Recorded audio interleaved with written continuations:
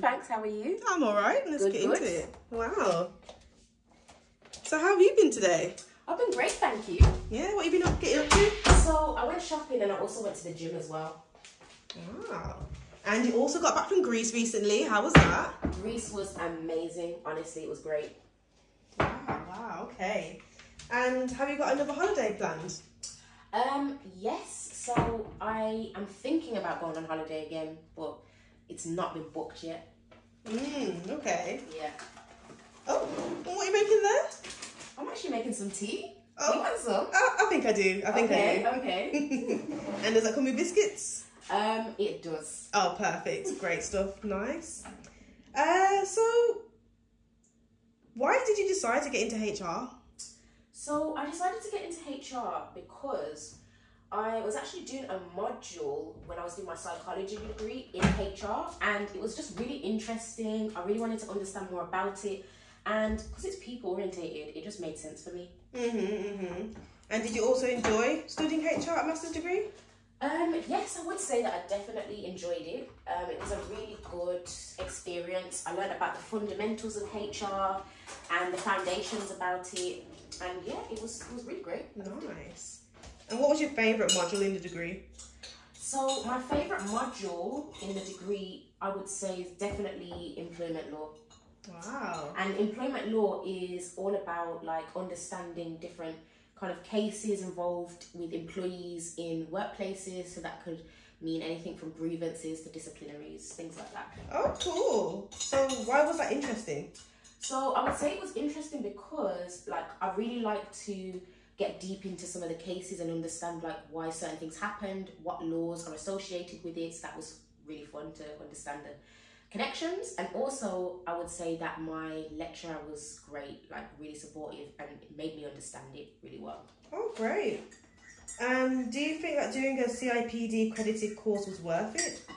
I definitely do think it was worth it for the stage that I was at the time that I did it, because I finished my psychology degree and then I went straight into doing a master's because I couldn't get a grad job in HR. So at that time I thought, let me do an accredited CIPD course. And as I mentioned before, it helped me with all of the foundations and just understanding like, you know, what HR was all about. So I would say it was worth it.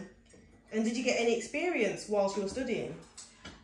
Yeah, so I did actually get some experience. I did do 2 internships. They were unpaid internships, but they did really help me to develop certain skills which helped me when I was applying for jobs. Okay. And do you feel that your experiences helped you get your first job in HR? Yeah, I definitely think that they did, because I was able to articulate those experiences when it came to going into the interviews, and yeah, that really did help me to get into the role that I got into at that time. Nice. And like, how many jobs did you apply for before you got selected?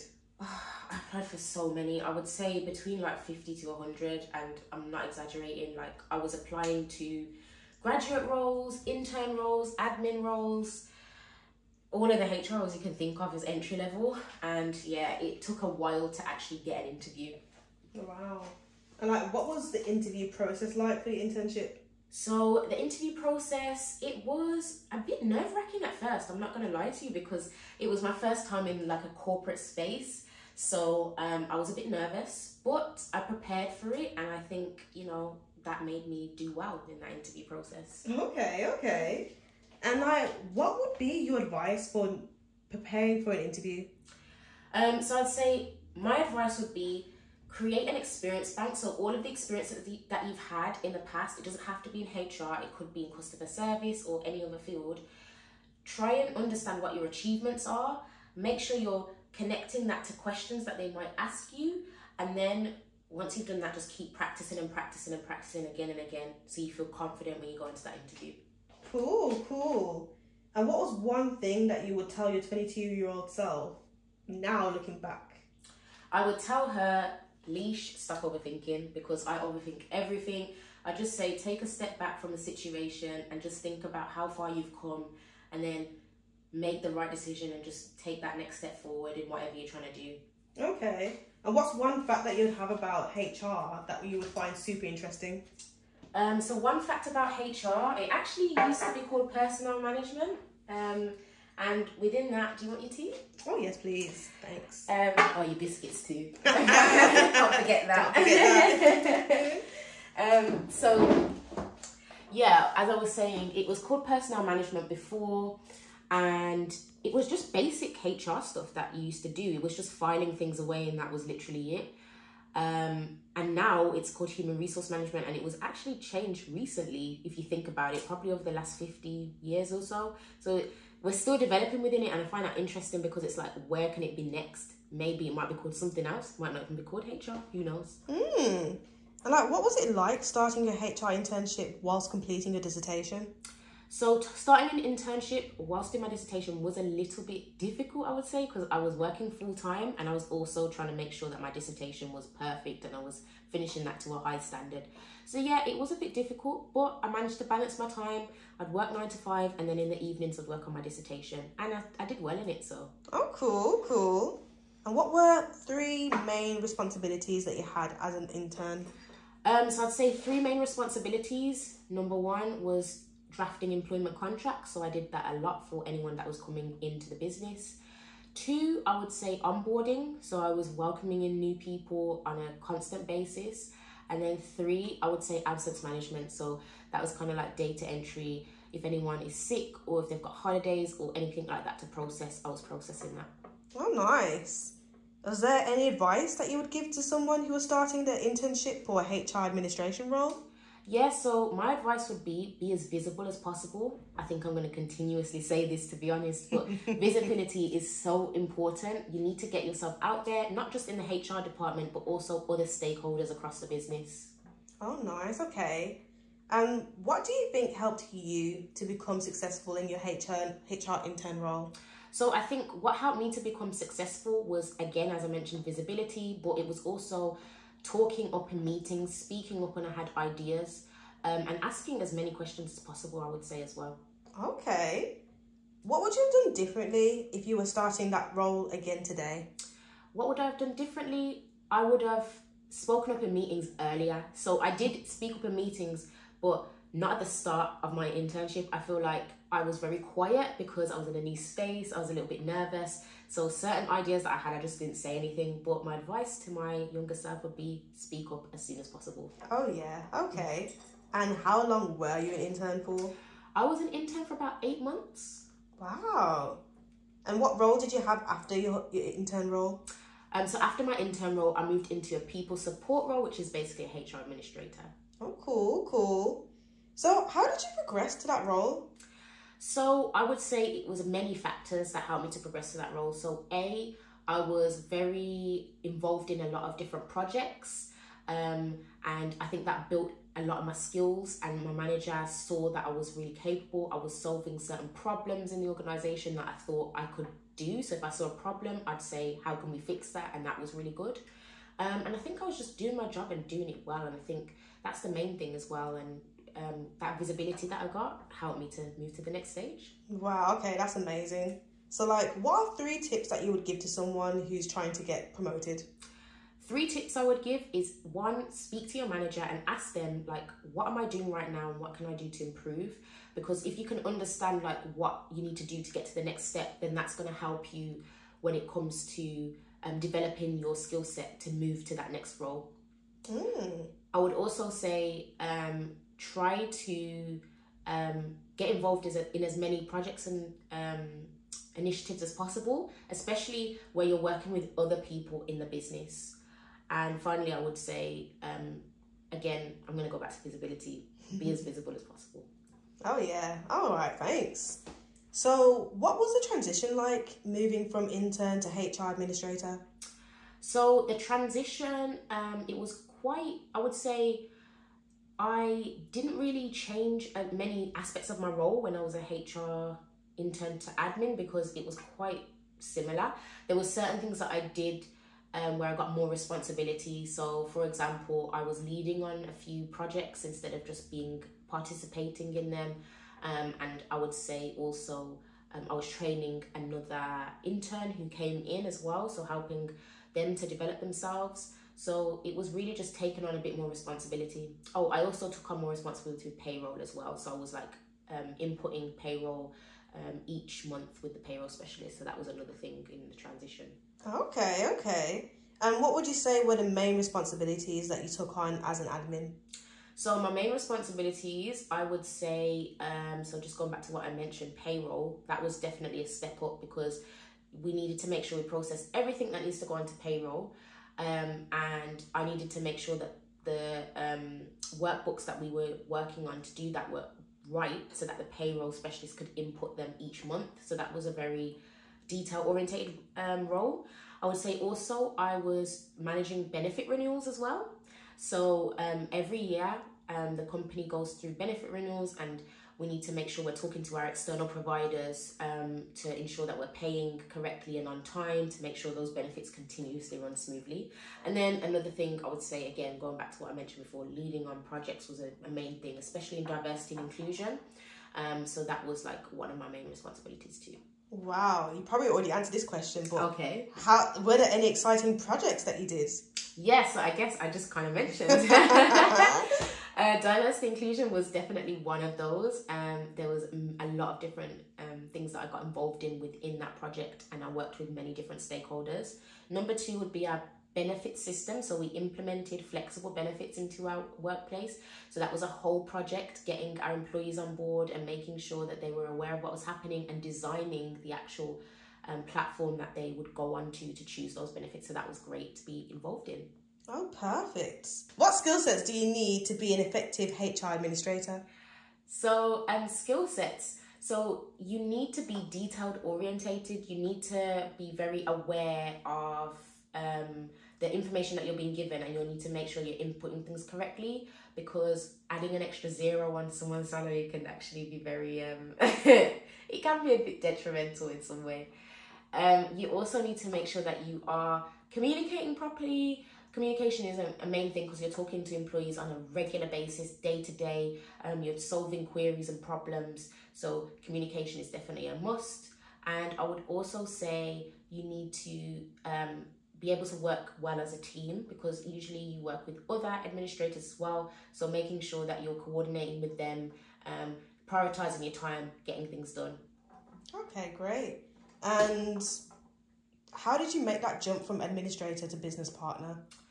So I would say making that jump, sometimes when I look back at it, it was quite not necessarily difficult, but there's things that you need to think about, that what you're doing in your admin role is going to help you to be seen as a really good business partner. So for example, I had to develop my skills when it comes to business acumen. I needed to understand more about how things connected to the business and how people strategy connected to it, because you need to be more strategic when you move into this type of role. And I also tried to make sure the projects that I was being involved in, I was actually making change and implementing things that showed that I was capable of doing that in my business partner role. So that kind of carried through into my business partnering role. And then doing things which were more strategic, which meant that I was connecting and building more relationships with managers and stakeholders, meant that my manager was seeing that, and she saw, you know what, Alisha, yes, you're capable. And I was able to move up internally within that position. So yeah, that's what I would say. Oh, great. Okay. And what was your favourite thing about your admin role? Favourite thing about my admin role? So I would say definitely the onboarding. Definitely onboarding. I loved connecting with people who were starting the organisation and just helping them out on their journeys. Yeah. Okay. And what's it like to be really a HR professional in tech? So being a HR professional in tech, yeah, I really enjoy it because it's great to kind of understand the technology that we work with in our organisation, how it works, and then being able to talk about that to new starters is really great. Also, you've got opportunities to travel in my role, especially because I'm in a multinational organisation. So I've been to another country before. I've been to back and forth across the UK. It's been really good working in tech, I would say. Wow, okay. Well, I like your setup. Thank you. So what's one book that you feel has been impactful towards your HR journey? So one book that's been impactful towards my HR journey, I would say, is Breaking the Habit of Being Yourself by Dr. Joe Dispenza. So I actually read this book when I was a HR administrator, and basically it helps you to do what it's saying in the title, breaking the habit of being yourself, because sometimes there's bad habits that you have within you that need to get broken. And I think that has definitely helped me on my journey to kind of cut out imposter syndrome, or cut out the feeling of not being enough sometimes within my role, just changing my mindset really. So this book has really helped with that. And I would also say, in terms of like business partnering and moving up into that role, the HR Business Partner Handbook by Glenn Templeman, that's a really good book as well. So this book, I'm actually reading it again, but it helps you to understand the fundamentals of being a HR business partner and how to be strategic. Nice. So what are like the top 5 skills that someone would need if they wanted to transition to a business partner? Top 5 skills. So I'd say number 1, business acumen. Like, you need to make sure that you understand the business, the department that you're working with, and your organization to be able to be successful in rolling out people strategy that connects to what the business needs.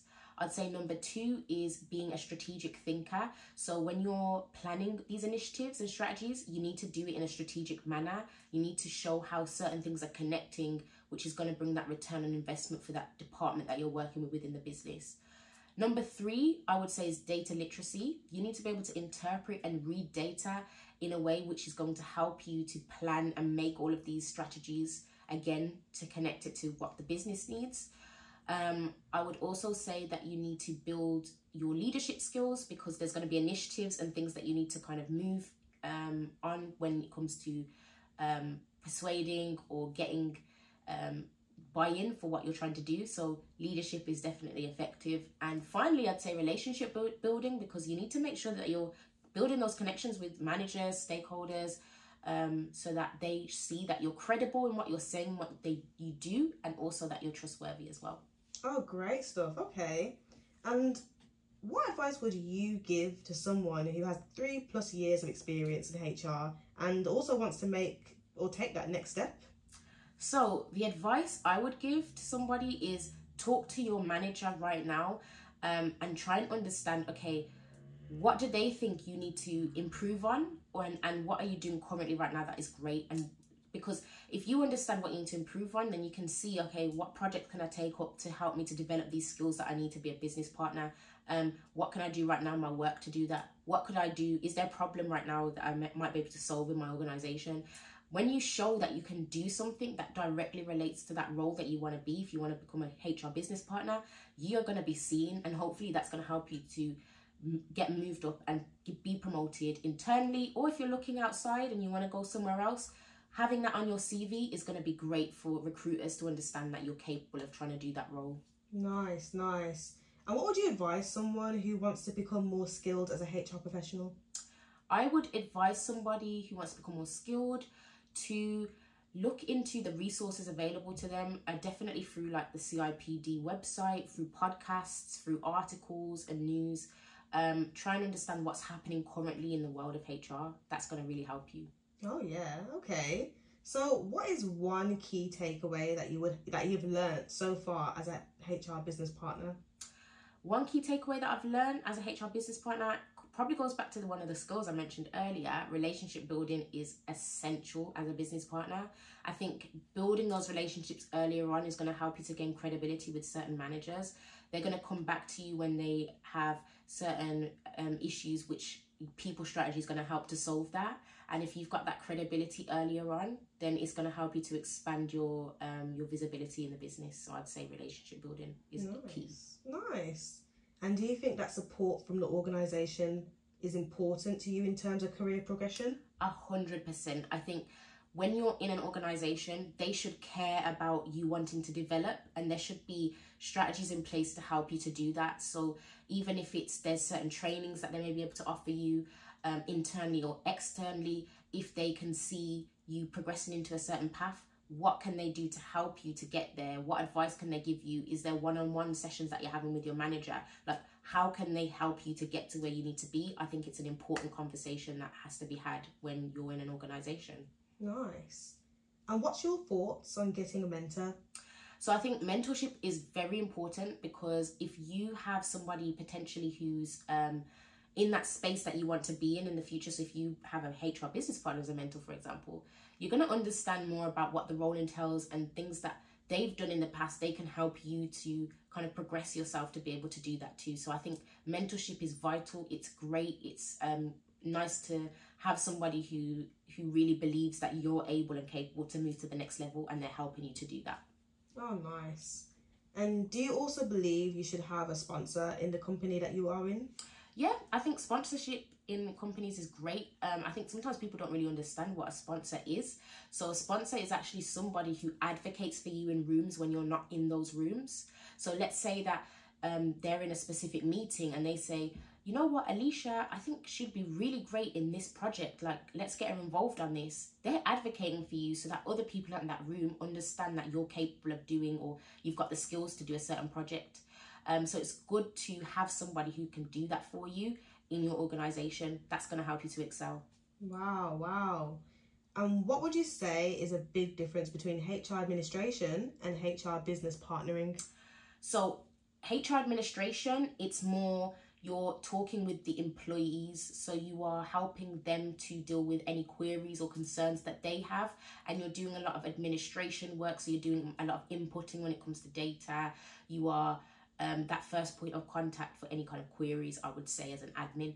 Whereas when it comes to business partnering, that's much more of a strategic level, where you are thinking about how to structure certain strategy that will then be impactful for the business and help them to make returns on investment when it comes to learning and development or organizational design, workforce planning. So that's what I would say. Nice. And how should you adapt to the transition between these roles? So I think when you're transitioning between these roles, it's important to speak to somebody who potentially has been in that role already. So I think speaking to like a business partner already who is kind of doing that role and knows exactly like what that role's about is definitely going to help you to be able to adapt to it. And I think just learning more about what that role entails is definitely going to help you to take that leap. Asking a lot of questions too, again, I think that's definitely needed. Wow. And okay, so is continuous learning important in this type of role? Continuous learning is definitely important in this type of role. I think you need to be learning on the go again and again. Like, you can't just you can't just think that, okay, I've learned enough now, that's it. Learning is going to happen throughout your whole life. So make sure that you're keeping on top of the latest trends, keeping on top of like what's changing in HR, what's the future of HR going to be like, how can I make sure I get to that level? Nice. And how do you stay up to date with the latest HR news and trends? So I stay up to date with the latest HR news and trends by, I've subscribed to like the CIPD. They've got like a newsletter, so they will send me information on what's happening in HR like literally every week. So I'll go into that. I'll watch videos. There's certain podcasts that I like to watch as well. So there's one called HR Disrupted, and there's one that I was actually on with somebody. That one was by Julie, who's a HR professional. Go on my channel, you'll see a link to that podcast that I was in. That was great. But just listening to different perspectives on HR, reading certain books, I think that's the best thing for you to do when you want to keep up with trends. Oh, nice. And do you think that you'll write a book one day? Well, who knows? Maybe. I'd love to. And if you could specialise in any area of HR, what area would that be? I think it would be learning and development. Definitely learning and development. Wow, okay. But what do you do in that area? So with learning and development, this is more so trying to understand training needs in different departments, and then understanding, okay, how can we close certain skill gaps? What kind of training can we provide? It's working with managers to kind of understand what that need is, and then putting that out there, getting the right training, getting the right skills developed within that department to help it grow. So that's like one aspect of it, I would say. And what type of future leader do you want to be? What type of future leader would I want to be? I want to be a transformative leader. I think I am that at the moment in my own way, but I continuously want to be that. I want to keep developing myself to be someone who's transforming the way that HR is perceived. I want to help everyone on this channel who's watching to kind of get to, if this is what you desire, those leadership positions, or just get more out of your HR careers. So that's what I would say. Oh, nice. And do you aspire to be a HR director? I don't necessarily aspire to be a director. I think I just want to be more of an expert in my business partnering role, I would say. Yeah, nice. Yeah. Okay, so where do you see yourself in 5 years' time? So hopefully continuously developing as a business partner, and then maybe starting a consultancy at some point. Okay. And what do you think the future of HR will look like? So the future of HR, I think we're going to be change agents. That's what I'm going to say. I know we are that now, but I think in a different sense, we're going to be seen to have more credibility, and we're going to be seen to be leaders in business. And I would say probably on the same level, hopefully, and seen on the same kind of priority level as like certain execs in different fields like finance and marketing. I think we need to get ourselves in that position where we're highly credible and seen as trailblazers. Okay. So if someone is interested in going into HR now, what could they do to show they are passionate about it? So I would say if you are going into HR and you want to show that passion, look into certain articles and kind of things at the moment that's happening that you can talk about if you're going to like maybe an interview in HR. Because if you're talking about things that are I would say like just different, like things about the future, things about what we need to develop as HR business partners or just HR in general, it will show that you read widely around the subject, and it's not just like you're, you know, focusing on what we're doing now. So maybe looking into like things of the future and like how we can be better as an organisation will be really good for someone. Oh, great. HR. Yeah. And like, what advice would you give to someone who's going for a HR interview? So if someone's going for a HR interview, I would say you need to, I think I mentioned this before, but I'm going to say it again because it's important. You need to acknowledge your achievements, and you need to just make sure that you are preparing answers based around achievements that you've done, and also what can you provide to that organisation that you're applying for. Like, how can you help them to solve any problems that they have? I think that's important to note. And also, remember, an interview is not just them asking you questions. Ask them questions, because I think this is a conversation between two people, the organisation and yourself. You need to be comfortable in going into a company that values you as well. Nice. What advice would you give to someone who wants to upskill in HR?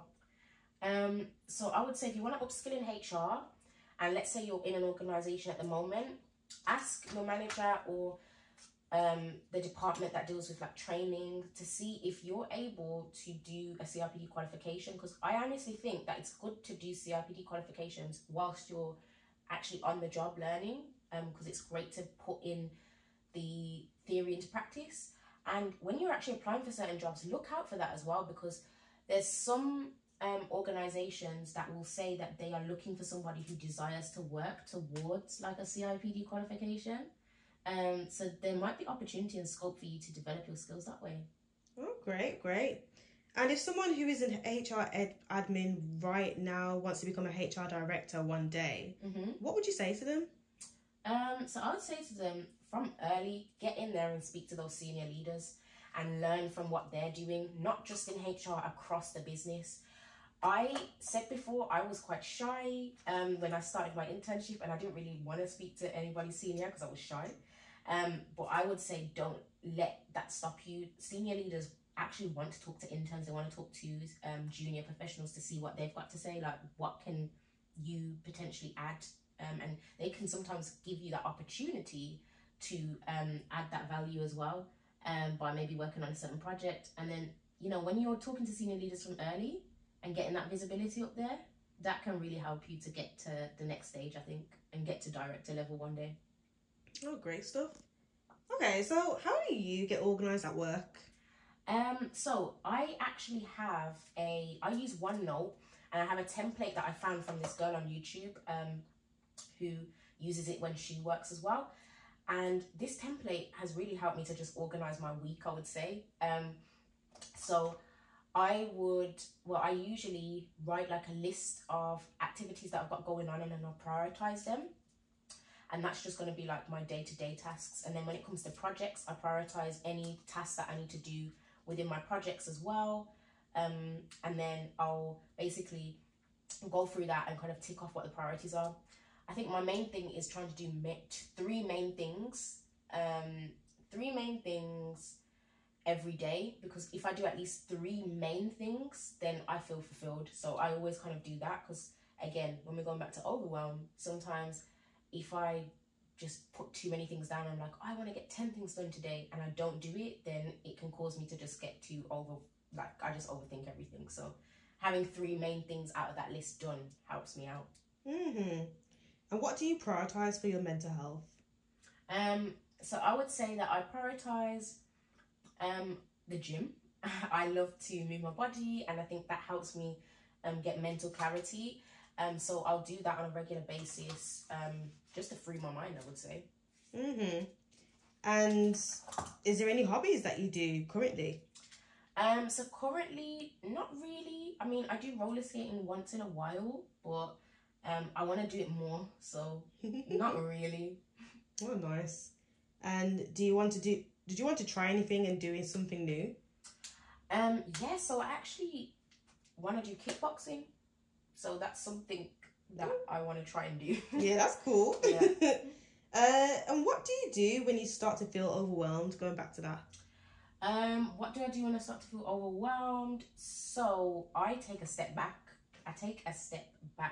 Like, I think when I get overwhelmed, it's very hard for me to think properly. So I'll just say, okay, Alisha, let's pause for 1 second. And then, yeah, once I pause, I'll just kind of like think about, okay, what's the main thing that I need to do right now? And how are you overcoming imposter syndrome? I'm overcoming imposter syndrome, I would say, by just doing things. Even if I feel like I'm going to make a mistake or something, like, I just need to get on with it and I need to do it, because then even if I make that mistake, you know, life isn't perfect, and a mistake isn't a failure. It's just a way for me to improve something again. So I just go for things now. Yeah. And have you got any advice for someone who may be struggling or feels stuck in their HR career? Yeah, my advice for them is, again, as I mentioned before, take a step back. Like, evaluate everything that you've done. Like, what are all the achievements that you've made so far? Because I know you've got so many. And just think about, okay, what's the next step that I want to take from here? And then look into how you can get there. I think, you know, I've been struggling with myself right now and understanding where I need to be and where I need to go. So I just took a step back and I said, okay, what do I want to do and how am I going to get to the next step? So it's just about thinking about that and prioritizing things. All right, nice. Yeah. Well then, I'm looking at this page now. Okay. Right, okay. So then, when did you start this channel? So I started this channel, I think it was in April 2020, the pandemic. And yeah, this is when I decided, you know what, I'm a HR student and I need to start something where I'm able to share advice, tips, tricks, what's happening in a HR student's world, and showing that kind of journey to help professionals in their HR careers. Nice. And like, what is the most rewarding thing about having a HR YouTube channel? The most rewarding thing is the comments. Honestly, I love hearing from everybody who says that this channel has benefited them and it's helping them to progress in their HR careers. So that's what I would say. Okay. And what is your favourite video on the channel? My favourite video on this channel is my HR administrator interview question and answers video, because it was really fun making that video, and yeah, there was quite a few bloopers, but you guys like it, so. Oh, great. And how many subscribers do you want to have by the end of the year? Subscribers, I would like to have 10k, so we'll see. Yeah, we will do. And which one of your videos was the hardest to make? Hardest video to make, one of my early videos. So basically it was about 3 podcasts that I really loved and got loads of info out of. And basically when I was editing it, I wanted to show the podcast that I was listening to on the screen, but I wanted to put it in the iPhone And that was so complicated because I had no editing software and I was doing it on my phone. Wow. It took me 12 hours. Oh, gosh. And, okay, is there anything exciting that we should know about that's coming soon to HR Talks with Lish? Yeah, so I would say in-person and online events are coming soon. I'm trying my best to see what I can do there.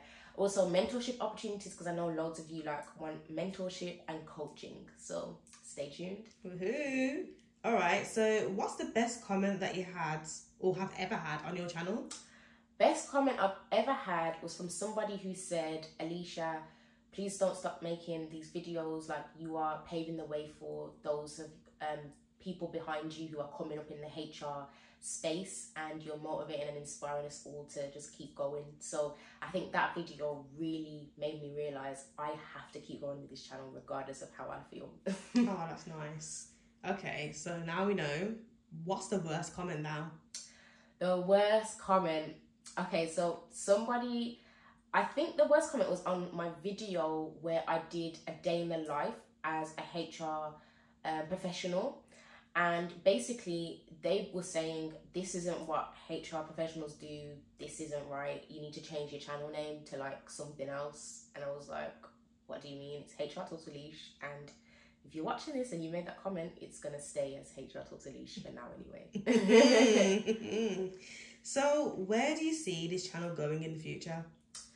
So I see this channel continuing to inspire HR professionals continuously. Like, this channel is a journey channel, so you've seen me from the age of 22 starting out as a HR student, and hopefully as time progresses I'm going to get to a senior position in my role, and I'm going to be a leader in the field of HR. So I want to show young people who are just starting out when they watch this channel in the future to see that progression, to see you can be a student and get to leadership and see everything, the highs, the lows. I want you to see all, and I hope that that's going to inspire people to take HR as a profession in the future a lot more. Nice. Okay, and now, what's the best thing about working in HR? Best thing about working in HR, I would say, is working with certain people and helping, seeing initiatives that I'm a part of help the organisation in some way, shape or form. I think that's the most rewarding thing, because I really value the employees and the managers and the work that they're doing in the organisation. So if I can benefit by providing certain strategies and plans and initiatives to help with that, then I think I've done a good job. So yeah, you really have. Well, that's amazing, Lish. Thank you so much for today. Thank you so much. All See right, ya. then. Bye-bye.